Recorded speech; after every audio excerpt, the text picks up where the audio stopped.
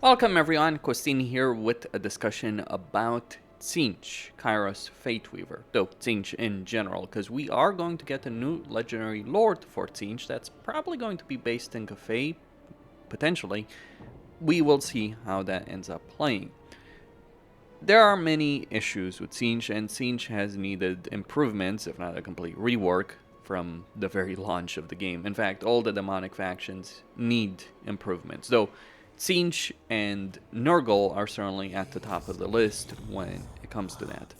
Well, Daniel, the Demon Prince, is at the top of the list, but I don't think Creative Assembly cares about him all that much at this particular point. But look at Kairos.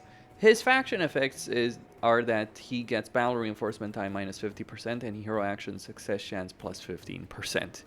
That is worthless, effectively. Both of them are worthless. Kairos himself does get unique items that he can use to customize his spell selection, and he gets an ambush defense chance. Yay. That's really great. I mean, the benefits that he does get are pretty nice to have, undeniably so, but the problem is that the faction itself is pretty awful. There are several issues with that. Unit roster, and then economy, casualty replenishment, you name it. You can't trade as Tzeentch, and so your economy is going to be very limited. Now, that's not necessarily too big of a problem. There are the greenskins who can trade, and they're pretty fine economically, but your main economic building, while it's certainly cheap, it's only going to generate 100 income. 150 if winds of magic are strong or higher. And that means you're going to have severe limitations in your campaign on an economic level. That's just the first major issue that Tzeentch does have. So I feel like with Kislev, the economy needs to be buffed for all demonic factions, I would argue. Like the baseline economy needs to be buffed for all demonic factions. Furthermore, you have no way to increase replenishment as Tzeentch, with the exception of one major piece of research that increases casualty replenishment plus 8% for Forsaken of Tzeentch and Spawn of Tzeentch. But it's not affecting all of units. Now, if you could get this for all units, that would be better, sure. That would be much better. But as it currently stands, you can only buff it for Forsaken of Tzeentch.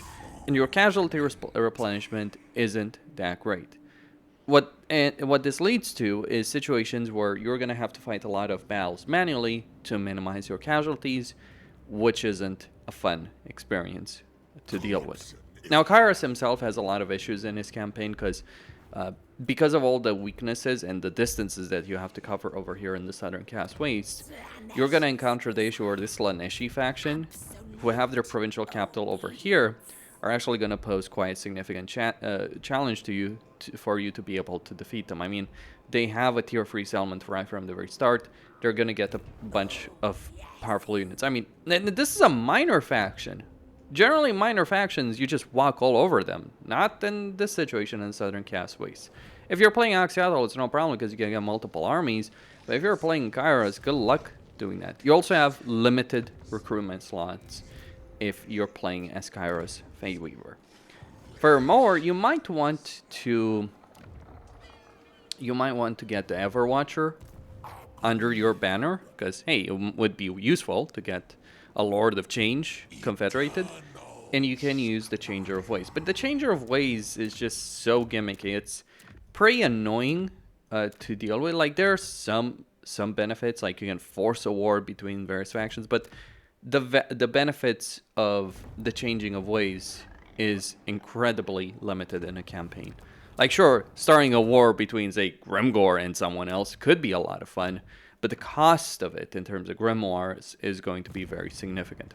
And you're just not going to have the power needed to succeed here. Teclis, who certainly has his own issues in his campaign, is actually stronger than you. Because it's one thing to play Teclis and have to invade the Southern Cast Waste, it's another thing to play against them. Now, your short campaign victory conditions do require you to deal with Zetan Order or Lorem Master's Last Defenders. Not too bad, but having to make your way over here just to beat up Kuvgaf, that is a significant waste of time in this campaign. It isn't great to do.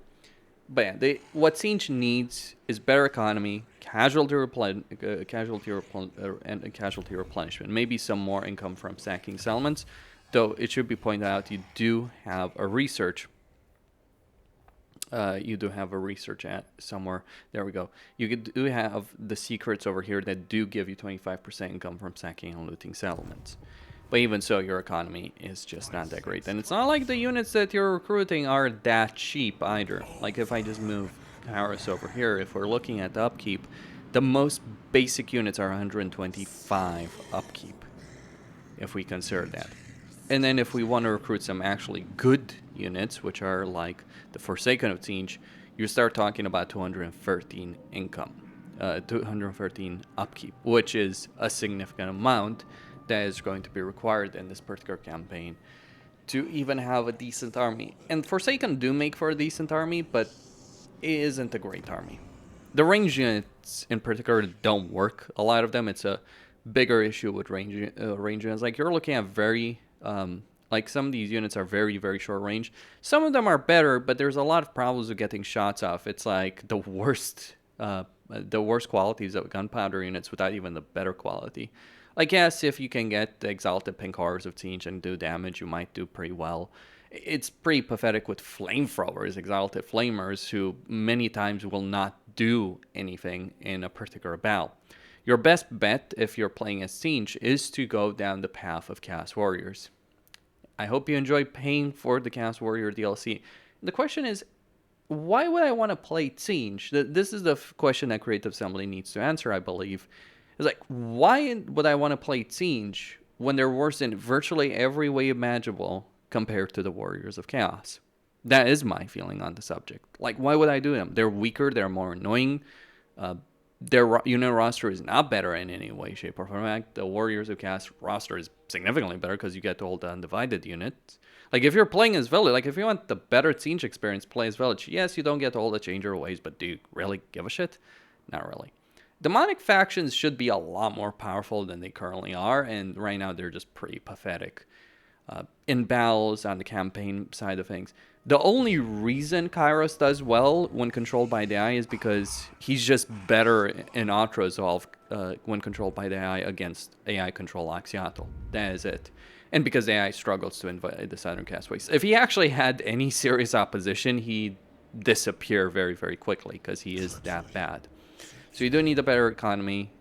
You also need better hero selection for Tzeentch. Like a hero with casualty replenishment would be very welcome. Because right now you get the Cultist of Tzeentch and you get the Chaos Sorcerer of Tzeentch of Metal.